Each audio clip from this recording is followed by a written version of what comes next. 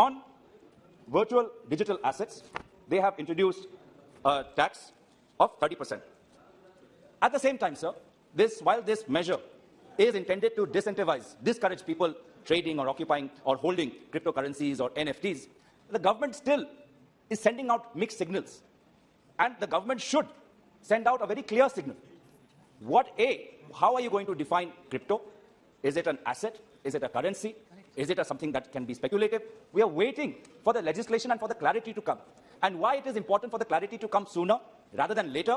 Because so many people in India are trading in cryptocurrencies. So many exchanges have been set up. And so normally when there is an IT technology-based change that takes place, we welcome it. And Indians are the first to welcome. Indians are the first to adopt it and innovate it and put an Indian context to it. And therefore, already there are record volumes of crypto-based transactions. Already a lot of young IT engineers are involved in this.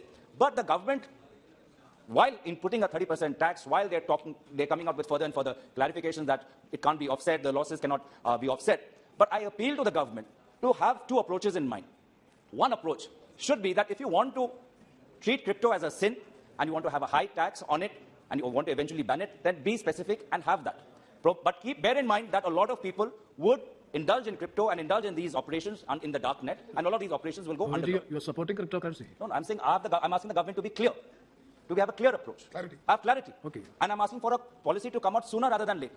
And secondly, I'm asking, sir, at the same time, I hope the government doesn't change its mind, because there are parts of this world, I'm just outlining the complexity of the issue. Because there are parts of the world, there are even countries which have adopted crypto as officially. Different countries have come out with regulations. Japan has one set of regulations. America has another set of regulations. So the government needs to have two approaches. One, if there is a ban, what is going to be your approach so that crypto doesn't become as the route for money laundering or illicit activities or drugs or crime? B, if they do want to regulate it, then what are the lessons that we can learn from America and Japan from elsewhere? But that is, I rest it over here. But nonetheless, sir,